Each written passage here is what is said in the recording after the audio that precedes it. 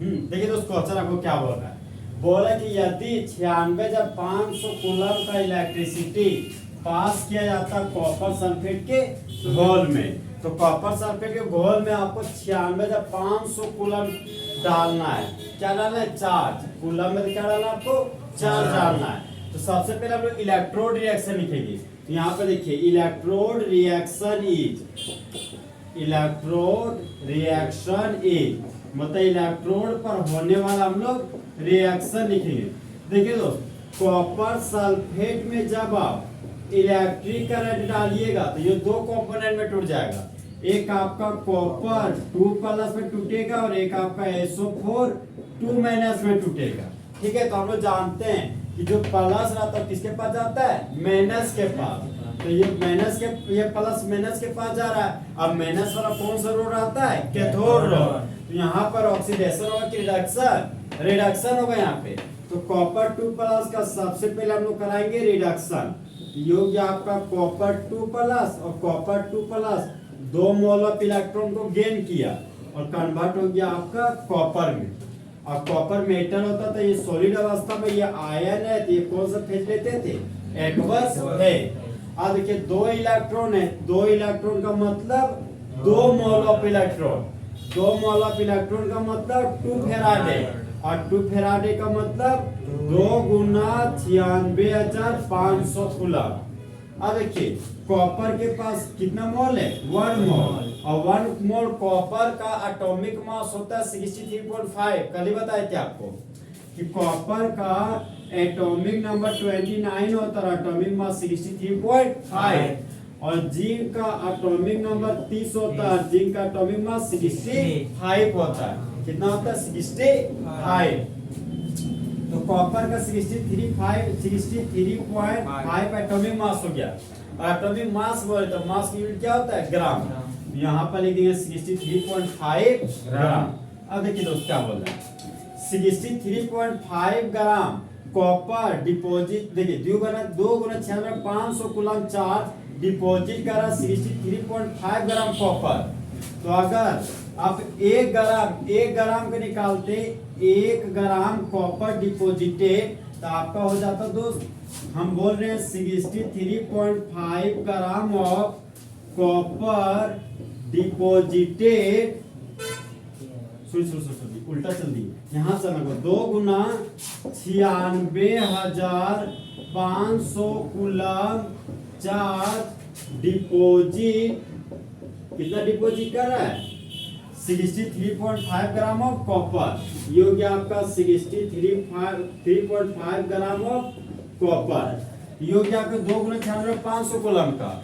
और यदि आप अगर 1 कूलम चार्ज डिपॉजिटेड कितना ग्राम कॉपर कर रहा है? तो 63.5 था, यहाँ पर 63.5 लिख दिए और ये किधर चल गया? बट्टा में। तो बट्टा में आ गया आपका 2 × 96,500 कूलम।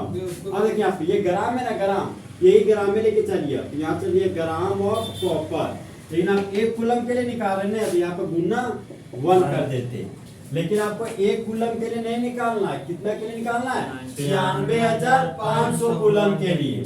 तो 1 कूलम के जगह पर कितना लिखिएगा? 96,500 कूलम। यहाँ पर 1 के जगह पर कितना लिखना पड़ेगा? 96,500। और ग्राम ऑफ कॉपर पूछा तो यहाँ पर ग्राम ऑफ कॉपर लिखेंगे। इस वैल्यू को कैलकुलेट कीजिएगा तो आपके पास आएगा 31.6 ग्राम ऑफ कॉपर, जो आपका ऑप्शन नंबर 1 क्या फुल एचडी में करेक्ट। अब देखिए नेक्स्ट क्या बोलता है, बोलता है Faraday's law of electrolysis related है। तो फैराडे लॉ ऑफ इलेक्ट्रोलाइसिस 2 प्रकार का है, फैराडे फर्स्ट लॉ, आपका फैराडे सेकंड लॉ। तो फैराडे फर्स्ट लॉ होता था weight of substance deposited at the electrode is directly proportional to the amount of charge passes through the electrolytic cell. तो कहीं पर हमको अमाउंट ऑफ चार्ज तो कहीं लिखवे नहीं कर रहा लिखा हुआ। अब फैराडे सेकंड लॉ आपको बोलता था कि weight of substance deposited at the electrode is directly proportional to the equivalent weight of the substance. यहाँ पर देखिए इससे तो कोई रिलेटेड ही नहीं मिल रहा, इससे मिला equivalent weight of the substance. यहाँ पर इक्विवेलेंट वेट ऑफ सब्सटेंस की जगह पर मेटल लिखा हुआ है, सब्सटेंस की जगह पर यहाँ पर उस एलिमेंट भी लिख सकता है, मेटल की जगह पर एलिमेंट भी दे देगा लिखा हुआ। तो आप ऑप्शन नंबर डी मारिएगा। दिस क्वेश्चन का फैराडे लॉ इलेक्ट्रोलाइसिस किससे संबंधित है? इक्विवेलेंट वेट ऑफ मेटल से। समझ में आया? मेटल के जगह पर सबस्टांस लिख के दे सकता है, मेटल के जगह पर आपको एलिमेंट भी लिख के दे सकता है, तीनों एक ही चीज है। ओके, रुकिए कौन देखिए दोस्त क्वेश्चन क्या बोल रहा है आपको। क्वेश्चन में यदि एक करंट है जिसका वैल्यू दिया गया 1.5 एम्पियर, उसको प्रवाहित किया जा रहा है एक मेटालिक वायर में 3 घंटा के लिए, तो कितना इलेक्ट्रॉन चाहिए फ्लो होने के लिए एक वायर में? अच्छा सुनिए, क्वेश्चन बोल रहा है कि यदि एक करंट है जिसका वैल्यू 1.5 एम्पियर है, उसको प्रवाहित किया जा रहा है, मतलब भेजा जा रहा है एक मेटालिक वायर में 3 घंटे के लिए, तब कितना इलेक्ट्रॉन प्रवाहित हो रहा है वायर में, वो निकालिए। आपको इलेक्ट्रॉन का कुछ मामला नहीं दिया लिख के, आपको वही सोचना है। तो सबसे पहले हमको दिखा दोस्त 1.5 एम्पियर, तो 1.5 एम्पियर आपका क्या है? Electric current. तो आई बराबर हो गया दोस्त आपका 1.5 एम्पियर, और यहाँ पर 3 घंटा दिया गया। 3 घंटा मेरा टाइम है, और टाइम का सिंबल हो गया स्मॉल टी, तो स्मॉल टी दिया गया आपको 3 आवर्स। तो हम जानते हैं कि 1 आवर बराबर 60 मिनट और 1 मिनट बराबर 60 सेकेंड। तो आपको एक अगर 3 घंटा के निकालिएगा तो 1 घंटा बराबर 3600 सेकेंड।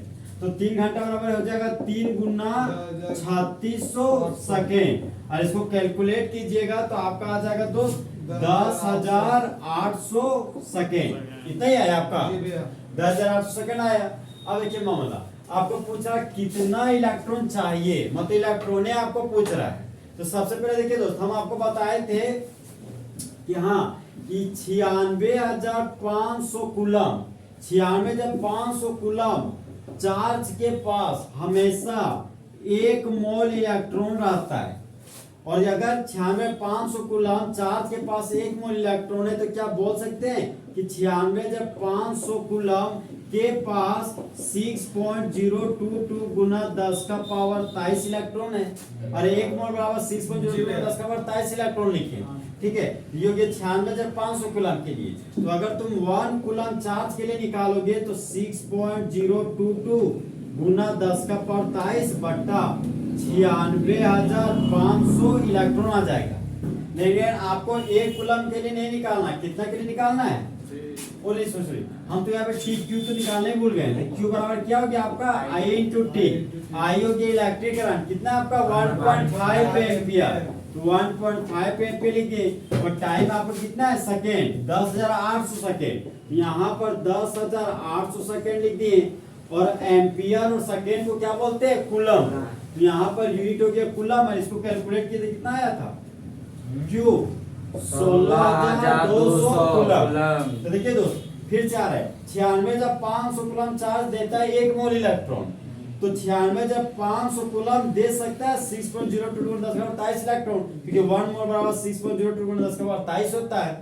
तो देखिए अगर 96,500 कूलम इतना दे रहा है, तो 1 कूलम क्या दे सकता है? 6.022 गुना 10 का पावर 23 है, चल गया बट्टा में 96,500। लेकिन हमको 1 कूलम का नहीं निकालना है, कितना का निकालना है? 16,200 कूलम का। यहाँ पर लिख देंगे कि 16,200 कूलम चार्ज देता है, गुना में लिख देंगे 16,200 इलेक्ट्रॉन। कितना लिख देंगे दोस्त? इलेक्ट्रॉन। अब ये 2 जीरो, ये 2 जीरो खलास हो गया। 10 टू द पावर 23, तो वहां पर कोई हलचल नहीं होगा, वहां पर आपको 10 टू द पावर 23 लिखने मिलेगा। अब देखिए ऊपर में आ गया आपके पास 6.022 को 162 से गुना कीजिएगा, और 965 से आप डिवाइड कीजिएगा, तो आपके पास जो वैल्यू आ जाएगा वो हो गया 1.01 10 का पावर 23 इलेक्ट्रॉन। कंफ्यूजन हो रहा है कहीं? इलेक्ट्रिक 1.5 एम्पीयर जाता, टाइम आपको 3 घंटा दे रहा था, तो 1 घंटा बराबर 3600 सेकेंड। तो घंटा के जगह पर 3600 सेकेंड लगा दिए, 3 था तो 3 लिखे, 3 गुना 3600 सेकेंड हो गया आपका 10,800 सेकेंड। आपको आई और टी मिल गया, तो आई टी मिल गया तो क्या निकालते थे? क्यू। और क्यू मेरा चार्ज है, तो क्यू बराबर आई टी हो गया, तो एम्पियर इंटू सेकेंड हो गया आपको कूलम। और 1.5 को 10,800 किए तो 162 कूलम आ गया, 16,200 कूलम आ गया। यहाँ पर इलेक्ट्रॉन आपको लिख के देवे नहीं किया कि कितना मोल लेना है, तो डायरेक्टली पूछा आपको कि कितना मोल इलेक्ट्रॉन प्रवाहित होगा मेटालिक वायर में, वही निकाल दिए। तो हम लोग को तो सोचना पड़ेगा कि 96,500 कूलम चार्ज देता है 1 मोल इलेक्ट्रॉन, मतलब 96,500 कूलम चार्ज की तो बोलते हैं 1 मोल इलेक्ट्रॉन। तो 96,500 कूलम को 1 मोल के जगह पर ये C++28 इलेक्ट्रॉन। तो अगर हम 1 कूलम के लिए निकालेंगे तो ये वैल्यू था, ये वैल्यू नहीं दी है, और 1 कूलम पे निकाले तो ये चल जाएगा तुम्हारा बट्टा में 96,000, यहाँ पे 500 चल जाता था। तो हम 16,200 में निकाले, तो यहाँ पर 16,200 में जब निकाले वैल्यू, तो जो इलेक्ट्रोमेटेलिक वायर में आपका प्रवाहित हो रहा है, जब आप इलेक्ट्रिक करंट 1.5 एम्पियर दे रहे हैं, टाइम 10,800 सेकंड दे रहे हैं, तो आपका मेटालिक वायर में 1.01 × 10⁻23 इलेक्ट्रॉन फ्लो हो रहा है, मतलब प्रवाहित हो रहे हैं। ओके, देखिए दोस्तों, क्वेश्चन में आपको क्या बोल रहा है। क्वेश्चन में 3 ठो इलेक्ट्रोलाइटिक सेल लिए और तीनों इलेक्ट्रोलाइटिक सेल का नाम दिया है। एक इलेक्ट्रोलाइटिक सेल है, बी है, आपका सी है। तो एबीसी नाम का 3 ठो इलेक्ट्रोलाइटिक सेल है जो धारण कर रहा है एक ठो घोल। वह घोल आपका जिंक सल्फेट का है, एक घोल आपका सिल्वर नाइट्रेट का है, एक घोल आपका कॉपर सल्फेट का है, और वो सभी से जुड़े हुए हैं सीरीज में। मतलब तीनों को इलेक्ट्रिक करंट बराबर मात्रा में पहुंचेगा। तीनों इलेक्ट्रोलाइटिक सेल में जब आप इलेक्ट्रिक करंट डालेगा तो तीनों इलेक्ट्रोलाइटिक सेल में बराबर इलेक्ट्रिक करंट हमेशा पहुंचेगा। सीरीज का मतलब वही हो गया, समझे। अब देखिए दोस्त, फिर हम आगे बढ़े तो बोल रहा है कि जो आप करंट भेज रहे हैं सर 1.5 एम्पियर भेज रहे हैं तीनों इलेक्ट्रोलाइटिक सेल में, और कब तक तीनों इलेक्ट्रोलाइटिक सेल में आप पास करें, जब तक कि 1.45 ग्राम ऑफ सिल्वर कुद्दी ना हो जाए कैथोड रोड पर। मतलब सिल्वर आपको कहाँ पे है, यहाँ पे, मतलब ए बी सी में बी जो हमारा इलेक्ट्रोलाइटिक सेल है सिल्वर नाइट्रेट, सिल्वर नाइट्रेट में हमको सिल्वर का रोड है जो जमा हो रहा है कहाँ पे, कैथोड रोड पे। तो कैथोड रोड पर जब आपका जमा हो रहा है तो कितना देर तक आपको इलेक्ट्रिक करंट देना पड़ेगा, कितना देर तक इलेक्ट्रिक करंट देना पड़ेगा ताकि silver road already cathode road पर डिपॉजिट हो जाए। फिर आगे बोलता है कि क्या मास हो सकता है कॉपर और जिंक का जब उसको कुद्दी करना है, मैं जमा करना कहाँ पे, इलेक्ट्रोड पे। फिर से क्वेश्चन पढ़ रहा था, सुनिएगा। 3 ठो इलेक्ट्रोलाइटिक सेल दिया, तीनों का नाम है एबीसी, जहां पर ए इलेक्ट्रोलाइटिक सेल के पास जिंक सल्फेट का घोल है, सॉल्यूशन है, बी इलेक्ट्रोलाइटिक सेल के पास सिल्वर नाइट्रेट का सॉल्यूशन है, और सी इलेक्ट्रोलाइटिक सेल के पास कॉपर सल्फेट का सॉल्यूशन है। तीनों जुड़े हुए हैं सीरीज में, और जो सीरीज में जुड़े हुए हैं वहां पर 1.5 एम्पियर करंट दिया जा रहा है, और 1.5 एम्पियर करंट दे रहे हैं, तो 1.5 एम्पियर जिंक सल्फेट के पास जा रहा है, 1.5 एम्पियर सिल्वर नाइट्रेट के पास भी जा रहा है, और 1.5 एम्पियर आपका कॉपर सल्फेट के पास जा रहा है। अब बोलता है कि तब तक हम इलेक्ट्रिक करंट दे रहे हैं जब तक कि 1.45 ग्राम सिल्वर जमा ना हो जाए कैथोड रोड पर, जो हमारा सेल क्या है, बी। तो बोलता है कि कितना देर तक करंट को फॉलो करवाना पड़ेगा जब कॉपर और जिंक को जमा करना हो कैथोड रोड पर। ये क्वेश्चन है। सबसे पहले हमको 3 इलेक्ट्रोलाइटिक सेल दिया दो, योग्य मेरा पहला बर्तन, पहला कंटेनर हो गया, योग्य आपका सेल ए, योग्य आपका दूसरा कंटेनर, योग्य बी कंटेनर, और योग्य आपका सी कंटेनर। इसी कंटेनर को इलेक्ट्रोलाइटिक सेल बोल सकते हैं। ये आपका ए इलेक्ट्रोलाइटिक सेल है, ये आपका बी इलेक्ट्रोलाइटिक सेल है, ये आपका सी इलेक्ट्रोलाइटिक सेल है। इस इलेक्ट्रोलाइटिक सेल में कहीं ना कहीं तो इलेक्ट्रोलाइट भी प्रेजेंट होगा। तो इस सेल में जिंक सल्फेट का इलेक्ट्रोलाइटिक सेल प्रेजेंट, क्या प्रेजेंट आपका, जिंक सल्फेट का इलेक्ट्रोलाइट प्रेजेंट है। ठीक है, मतलब इलेक्ट्रोलाइट को जब आप पानी में घुलाते थे तो टूटते देता था आपको केटायन और एनायन। फिर यहाँ पर जो आपको इलेक्ट्रोलाइट दिया कौन सा सोल्ट का दिया है, सिल्वर नाइट्रेट का दिया। नाइट्रेट एक तरह का सोल्ट है, सिल्वर नाइट्रेट। तो यहाँ पर आपको सिल्वर नाइट्रेट का सॉल्यूशन दिया गया, और तीसरा सेल में आपको कॉपर सल्फेट का सॉल्यूशन दिया गया। तो सल्फेट भी आपका सोल्ट है, यहाँ पर दोस्त कॉपर सल्फेट का सॉल्यूशन दिया गया। अब देखिए दोस्त, यहाँ पर अब आपको रोड डुबोना है इलेक्ट्रोलाइटिक सेल में। देखिए, तो जिंक सल्फेट का सॉल्यूशन है ना, तो जो रोड को यहाँ पे डिपॉजिट किया जाता है वो रोड भी कभी कभी जिंक के रोड का होता है। आप अलग रोड का भी ले सकते हो, जैसे यहाँ पे नहीं लिखा कि प्लेटिनम इलेक्ट्रोड को डुबोना है कि सिल्वर रोड को डुबोना है। तो रोड जब कंफर्म करके ना देखे ना, तो जिसका सोल्ट होता है उसी का रोड भी होता है। जिंक सल्फेट का सॉल्यूशन तो यहाँ पर जिंक का रोड होगा, सिल्वर नाइट्रेट का सॉल्यूशन तो यहाँ पर सिल्वर का रोड होगा, और कॉपर सल्फेट का सॉल्यूशन यहाँ पर कॉपर का रोड होगा। देखिए, इस जिंक सल्फेट के सॉल्यूशन में एक रोड को डुबोए तो इसको क्या बोलते थे, हाफ सेल। एक और रोड को डुबोए, ये हो गया आपका कंप्लीट सेल। फिर सिल्वर नाइट्रेट के सॉल्यूशन में एक रोड को डुबोए, ये हो गया आपका हाफ सेल। फिर एक और इलेक्ट्रोड को डुबोए, तो ये हो गया आपका कंप्लीट सेल। फिर हम लोग कॉपर सल्फेट सॉल्यूशन में एक इलेक्ट्रोड को डुबोए, तो ये हो गया आपका हाफ सेल। एक और इलेक्ट्रोड को डुबोए, तो ये हो गया आपका कंप्लीट सेल। अब देखिए हम इन तीनों इलेक्ट्रोलाइटिक सेल को सीरीज में जोड़ने जा रहे हैं। तो ये हो गया दोस्त मेरा बैटरी, पॉजिटिव टर्मिनल, ये हो गया आपका नेगेटिव टर्मिनल। यहाँ पर एक छोर, ये हो गया आपका दूसरा छोर। पॉजिटिव टर्मिनल मतलब ये हो गया आपका पॉजिटिव रोड, और ये हो गया आपका नेगेटिव रोड। ये हो गया आपका पॉजिटिव रोड, ये हो गया आपका नेगेटिव रोड। फिर इस इलेक्ट्रोड को इस इलेक्ट्रोड से जोड़ दिए, और इस इलेक्ट्रोड को आप इस इलेक्ट्रोड जोड़ दिए। ये माइनस, ये क्या हो गया प्लस, ये प्लस है तो ये माइनस। तो जो पॉजिटिव होता था कौन सा रोड होता था, एनोड रोड, और नेगेटिव आपका कैथोड रोड। पॉजिटिव आपका एनोड रोड और नेगेटिव आपका कैथोड रोड। तो पॉजिटिव हो गया एनोड रोड और नेगेटिव कैथोड रोड। तो एनोड रोड पर ऑक्सीडेशन होता था कि रिडक्शन, ऑक्सीडेशन, और कैथोड रोड पर रिडक्शन। तो एनोड रोड पर बोल रहे हैं आप ऑक्सीडेशन, तो ऑक्सीडेशन लॉस ऑफ इलेक्ट्रॉन को क्या बोलते थे, ऑक्सीडेशन, और गेन ऑफ इलेक्ट्रॉन को रिडक्शन। तो जिंक सल्फेट में जब आप इलेक्ट्रिक करंट दीजिएगा तो दो आयन में टूट जाएगा, एक Zn2 प्लस एक SO4 माइनस। तो SO4 माइनस किसके पास जाएगा, प्लस के पास। और यहाँ पर जिंक सल्फेट को तोड़िए Zn2 प्लस, तो मेरा फोकस Zn2 प्लस पे। सिल्वर नाइट्रेट को तोड़िए तो Ag प्लस NO3 माइनस में, तो NO3 माइनस किसके पास जाएगा, प्लस के पास। तो मेरा फोकस दोस्त यहाँ पे सिल्वर रोड पूछा हमको कि सिल्वर रोड का मास पूछा है कितना जमा होगा। कॉपर सल्फेट में Cu2 प्लस है, एक मेरा SO4 माइनस है, तो ये मेरा जाएगा प्लस रोड पर, और ये प्लस जाएगा माइनस रोड पर। तो आप देखिए मामला दोस्त, आप 1.5 एम्पीयर इलेक्ट्रिक करंट जब आप दिए इलेक्ट्रोलाइटिक सेल में, तो Zn2 प्लस इस माइनस को देखकर यहाँ पर इलेक्ट्रोड पर क्या हो गया आपका, जम गया। यहाँ पर आपका जम गया, मतलब जमा हो गया। सिल्वर रोड फिर से इस कैथोड रोड पर जमा हो गया। फिर कॉपर 2 प्लस इस इलेक्ट्रोड पर क्या हो गया आपका, जमा हो गया। तो यहाँ पर हमको जो दिया है दोस्त शर्त, वो दिया बी के लिए दिया कुछ इंफॉर्मेशन, बाकी ए और सी के लिए कुछ दिया ही नहीं आपको।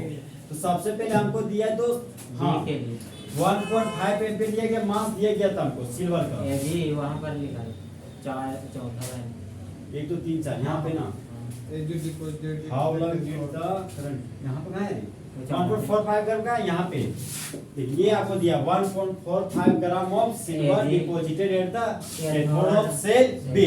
मतलब बी के लिए हमको कुछ इंफॉर्मेशन दिया है। तो समझ आया फिगर क्या बोल रहे सो? हाँ भैया, फिगर में कंफ्यूज कर रहे हो? नहीं परीक्षा में आपको फिगर नहीं बनाना है, लेकिन आपको आंसर बनाना पड़ेगा ना। फिगर भी बना दिया, कोई दिक्कत नहीं, फिगर में बनाएंगे, आप नहीं बना सकते, पहले आप सॉल्यूशन से कर देगा। हाँ अपना हेल्प के लिए बना सकते हैं आप। देखिए आपके पास सिल्वर नाइट्रेट था, इलेक्ट्रिक करंट दिए तो Ag प्लस NO3 में से टूटता था। तो सिल्वर नाइट्रेट का आप इलेक्ट्रोड रिएक्शन लिखिएगा, तो ये हो गया मेरा सेल बी, मतलब बी सेल के लिए हम निकालने जा रहे हैं। तो मेरे पास था Ag प्लस एक इलेक्ट्रॉन को लूज गेन करेगा। गेन क्यों कर रहा है? क्योंकि कैथोड रोड पर हो रहा है, और cathode road gain of electron क्या बोलते थे? Cathode road reduction. तो हम वही रिडक्शन Ag प्लस एक इलेक्ट्रॉन को गेन किया तो किसमें बदल गया था आपका सिल्वर, और सिल्वर आपका क्या था? सॉलिड, और Ag प्लस आपका एक्वस। अब देखिए दोस्त Ag है, Ag के पास कितना मोल है? 1 मोल, तो यहाँ पर 1 मोल लिख दिए, और 1 मोल सिल्वर के पास एटॉमिक मास। हम बोले थे कि Ag का मतलब एम्बुलेंस, और एम्बुलेंस का फॉर्मूला, एम्बुलेंस का नंबर होता है 108। तो सिल्वर का एटॉमिक मास हो गया आपका 108 ग्राम। अब इलेक्ट्रॉन है, इसके आगे पीछे कुछ नहीं लगा था 1, एक कितना इलेक्ट्रॉन है? ये 1 मोल इलेक्ट्रॉन है। तो 1 मोल इलेक्ट्रॉन क्या बोलते थे? 1 फेराडे, और 1 फेराडे का वैल्यू कितना होता? 99500 कूलम। देखिए दोस्त आप बोल रहा है कि 108 ग्राम सिल्वर, यहाँ क्या लिख सकते हैं कि 108 ग्राम ऑफ सिल्वर डिपॉजिटेड, मतलब जमा कर रहा है। डिपॉजिटेड हम जमा होने के लिए सिल्वर को needs Ag needs 96,500 coulomb charge, 96,500 coulomb charge. तो इसलिए अगर आप 1 ग्राम सिल्वर को रिपीट करिए ना, तो इसलिए 1 ग्राम of silver deposited deposited needs charge बराबर ऊपर हो गया 96,500 आपका दोस्त, और आप 1 ग्राम का निकाले हो तो 108 आपका बट्टा में चल जाएगा। यहाँ पे 108 कूलम था तो यहाँ पे कूलम लिख दी। अब आपको 1 ग्राम के लिए नहीं निकालना, कितने के लिए निकालना है आपको 1.45 ग्राम के लिए। तो 1 ग्राम की जगह पर लिख दिए दोस्त 1.45 ग्राम, यहाँ पर गुना हो जाएगा आपका 1.45 और कूलम था तो यहाँ पे कूलम डाल दी। देखिए यहाँ पे फाइनली जो इसका वैल्यू आया है वो आ गया मेरा 1295.6 कूलम। अब देखिए दोस्त हमको इलेक्ट्रिक करंट यहाँ पे दिया गया, कितना दिया था 1.5 एम्पियर। इलेक्ट्रिक करंट 1.5 एम्पियर दिया, आपको टाइम दिया है क्या? टाइम नहीं दिया कहीं। हाँ देखिए यहाँ पे तो हमको पता था कि Q बराबर IT होता है, समझे? जहाँ पर वो Q पता है 1295.6 कूलम, और आपको टाइम भी पता है। टाइम नहीं पता ना, इलेक्ट्रिक करंट पता है, तो क्या हम लिख सकते हैं कि T बराबर के T निकालेंगे तो Q बटा I, तो T बराबर हो गया आपका Q बटा I। Q आपको दिया गया 1295.6 कूलम, और इलेक्ट्रिक करंट कितना है आपके पास 1.5 एम्पियर। यहाँ पर लिखिए दोस्त 1.5 एम्पियर, और आपको निकालना है, क्या निकालना है? टाइम। इसको फाइनली कैलकुलेट कीजिएगा दोस्त। आपके पास देखिए हम लोग जानते हैं कि चूंकि कूलम बराबर क्या होता है एम्पियर इंटू सेकेंड। कूलम बराबर क्या होता है दोस्त? Ampere into second. तो क्या यहाँ लिख सकते हैं एम्पियर इंटू सेकेंड, नीचे एम्पियर, दोनों एम्पियर सेम है, एम्पियर खलास हो गया, तो आपके पास सिर्फ और सिर्फ क्या बचा? सेकेंड। तो टाइम का यूनिट सिर्फ और सिर्फ सेकेंड हो गया। इस वैल्यू को कैलकुलेट कीजिएगा दोस्तों, आपके पास आएगा 863.7 सेकेंड। अब देखिए यहीं से नहीं रुकेगा, आपको सेकंड में भी आंसर नहीं पूछा, आपको मिनट में पूछा है। अच्छा टाइम नहीं पूछा, आप सेकंड है ना तो आपको मिनट में बदल दीजिए, ठीक है? तो सेकंड को हम लोग अगर मिनट में बदलेंगे तो कितने से डिवाइड करेंगे? 60 से भागा देंगे। यहाँ पर 60 से भागा दीजिएगा ना तो 14.4 मिनट आपको यहाँ पे आंसर आ जाएगा। देखिए आप क्या पॉसिबल टाइम निकालना, करंट तो पता चल ही गया। अरे करंट नहीं रे, आपको क्यों पता चला ना, क्यों से फिर आपको टाइम क्यों पता चला? बोला how link did the current flow, मतलब आपको कितना लंबा समय तक करंट को फ्लो किया जाता है, वही मतलब आपको टाइम ही पूछ रहा है, इनडायरेक्टली मुझसे पूछ रहा है, वो लिख के नहीं दिया। यहाँ पे देखिए Ag प्लस कितने इलेक्ट्रॉन गेन किया? 1 इलेक्ट्रॉन। किसमें बदल किया? सिल्वर में। 1 इलेक्ट्रॉन है तो 1 मोल इलेक्ट्रॉन है, 1 मोल इलेक्ट्रॉन के पास 1 फैराडे, तो 1 फैराडे बराबर 96,500 कूलम। सिल्वर के पास कितना मोल है? 1 मोल, और 1 मोल सिल्वर के पास मास कितना होता है? 108 ग्राम। तो बोलिए 108 ग्राम सिल्वर को जमा करने के लिए जरूरी चार्ज कितना चाहिए? 96,500 कूलम। तो आप अगर 1 ग्राम के निकालते तो 96,500 बटे 108 कूलम निकल जाता। तो आपको 1.45 ग्राम सिल्वर के लिए पूछ रहा है, तो 1.45 ग्राम सिल्वर खुद ही हो जाता है, तो उसके लिए जरूरी चार्ज हो जाएगा 96,500 बटे 108 और गुना 1.45। इसको कैलकुलेट किए तो 1295.6 कूलम आया।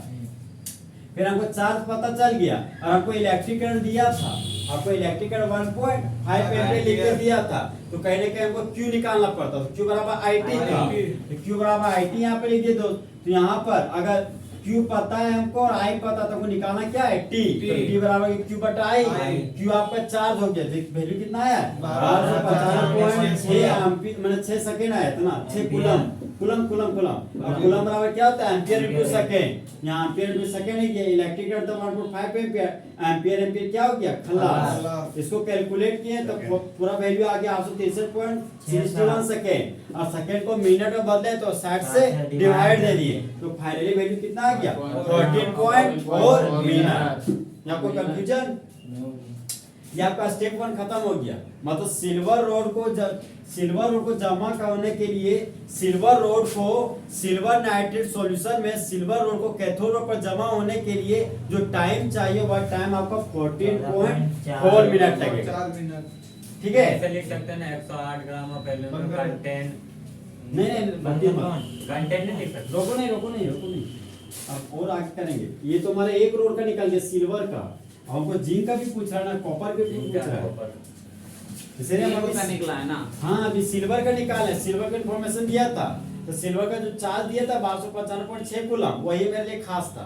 अब उसी की मदद से हम सभी को निकालेंगे। सभी का निकाल। हाँ सभी का। देखिए यहाँ पे पूछ रहा है कि क्या मास हो सकता है कॉपर और जिंक का जब जमा हो जाता है इलेक्ट्रोड पर।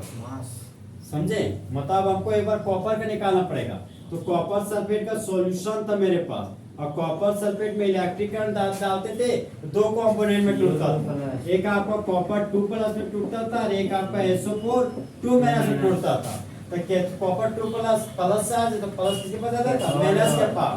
तो प्लस माइनस के पास आएगा। माइनस रोड का नाम क्या था? Cathode road. और कैथोड रोड का ऑक्सीडेशन होता था कि रिडक्शन? रिडक्शन। तो रिडक्शन का होता है loss of electron, gain of electron, gain of electron. तो कॉपर 2+ पे गेन कराएंगे। ये हो गया आपका कॉपर 2+ दोस्त 2 मोल ऑफ इलेक्ट्रॉन को गेन किया, तो 2+ और 2- न्यूट्रल हो गया। यहाँ पे क्या बचा आपके पास? कॉपर। अब बताइए ये 2 इलेक्ट्रॉन है, तो 2 इलेक्ट्रॉन को बोल सकते हैं 2 मोल इलेक्ट्रॉन, और 2 मोल को बोल सकते हैं कि 2 फैराडे, और 2 फैराडे बराबर 2 गुना 96,500 कूलम। अब कॉपर कितना मोल है? 1 मोल, और 1 मोल कॉपर का मास है 63.5 ग्राम।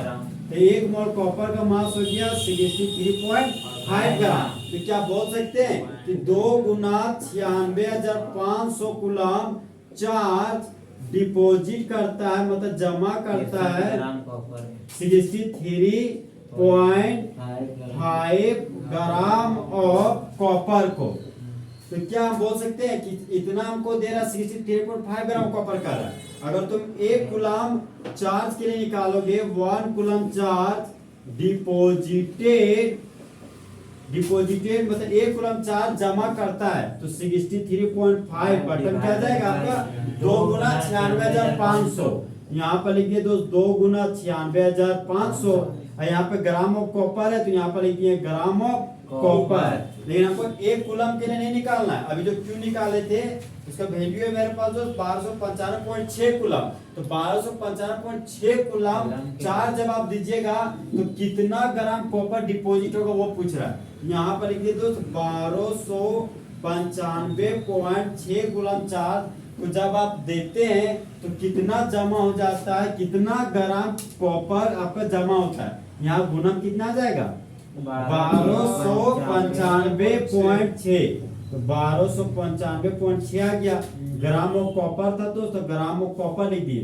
इस वैल्यू को कैलकुलेट कीजिएगा तो आपके पास जो वैल्यू आएगा वह वैल्यू है दोस्त 0.436 gram of 0.436 gram of copper. अब फिर जा रहे हम इलेक्ट्रोलाइटिक सेल ए में जा रहे। मेरे पास 3 था, ए बी सी था, तो देख सॉरी बी में चल गए, ए में चल गए, हम डायरेक्ट सी का निकाल मतलब कॉपर सल्फेट का निकाल दे पहले। यहाँ पर कॉपर सल्फेट को इलेक्ट्रिक करंट दिए तो 2 कंपोनेंट उठा, एक होगा आपको कॉपर 2+ का SO4 माइनस में, तो प्लस था किसके पास जाता था? माइनस के पास। तो माइनस के पास जाता, माइनस रोड के पास जा रहा। अब माइनस रोड को कैथोड रोड बोलते थे, और कैथोड रोड पर रिडक्शन होता था, रिडक्शन का मतलब गेन ऑफ इलेक्ट्रॉन। तो कॉपर 2+ कितने इलेक्ट्रॉन गेन किया? 2 इलेक्ट्रॉन। और क्या बन गया? कॉपर। अब कॉपर 2+ क्या है? एक्वस, और कॉपर आपका सॉलिड। तो 2 इलेक्ट्रॉन मतलब 2 मोल इलेक्ट्रॉन है, और 2 मोल इलेक्ट्रॉन का मतलब 2 फैराडे, और 2 फैराडे में 2 गुना 6500 कूलम। कॉपर 1 मोल है, 1 मोल में कितना मास है? 63.5 ग्राम। तो क्या बोल सकते हैं 2 गुना 6500 कूलम चार्ज जमा करता 63.5 ग्राम कॉपर को। तो 1 कूलम जमा करेगा 63.5 बटा 2 गुना 6500 को, और हमने कहा 1295 कूलम चार्ज कितना जमा करता है, कितना ग्राम कॉपर को जमा करता है। तो 63.5 बटा 2 गुना 6500 आ गया। अब 1295.6 कूलम के लिए निकाले तो यहाँ गुना हो गया 1295.6 ग्राम ऑफ कॉपर। तो फाइनली जो हमारा कॉपर जमा होगा इलेक्ट्रोड पे वो हो गया 0.436 ग्राम ऑफ कॉपर जमा होगा। ये आपको कॉपर का सिल्वर कॉपर का निकाल गया। अब एक और बचा है मेरे पास, क्या बचा है? जिंक। तो हम लोग जिंक का निकालते हैं। आ रहा है चीज बस समझ में नहीं? हाँ भैया देख रहे हैं सारा न्यूमेरिकल एकदम सेम टू सेम फोटोकॉपी एक जैसा है। अब फॉर्मूलास निकालते हैं तो आपका छड़ जाता, फॉर्मूला भुला जाता। ये मेथड बहुत बेस्ट मेथड जिस तरीके से बता रहे हैं यही बेस्ट मेथड है। किताब में देखते फॉर्मूला से बनाया है, देखिए यहाँ पे आप किताब। हाँ हम पहले से फॉर्मूला से ही क्वेश्चन को बनाते थे, समझे? तो फॉर्मूला देखते हैं फंस जाते थे, हम कभी सीखे नहीं पाते थे। ये तरीके जब देखें कि लॉन्च किए तो देखिए बहुत बेटर है ये। अब देखिए हम जिंक सल्फेट के लिए यहाँ पर सबसे पहले यहाँ पे जिंक सल्फेट लिखे, और जिंक सल्फेट में सबसे पहले हम इलेक्ट्रिक करंट डालना चालू किए। तो जिंक सल्फेट में आप इलेक्ट्रिक करंट दोगे तो दो कंपोनेंट में टूटेगा, एक आपका Zn2+ हो गया और एक आपका SO4 2- आ गया। अब Zn2+ प्लस है तो प्लस जाएगा माइनस के पास, अब माइनस के पास जाएगा मतलब कैथोड के पास जाएगा, और कैथोड के पास जाएगा तो रिएक्शन होगा, रिएक्शन का मतलब गेन ऑफ इलेक्ट्रॉन होगा। इसके बाद नहीं पूछा है कुछ, इसके बाद थोड़ा पूछा है हमको जिंक और कॉपर पूछ रहा है, तो एना मतलब मत जाना और तुम एना वाला कभी जेबो नहीं करना, समझा? जितना कॉल हमारा सब के टाइम पे बन रहा है सब यहाँ पे Zn2+ लिख दिए, यहाँ भी आपका Zn2+, तो Zn2+ जिंक 2+ है, जिंक के बने 2+, कितना इलेक्ट्रॉन गेन करेगा? 2 इलेक्ट्रॉन, 2 इलेक्ट्रॉन को गेन किया, किसमें बदल किया? जिंक। 2 + 2 में न्यूट्रल हो गया तो छुछे जिंक बचा, छुछे जिंक लिख दिया।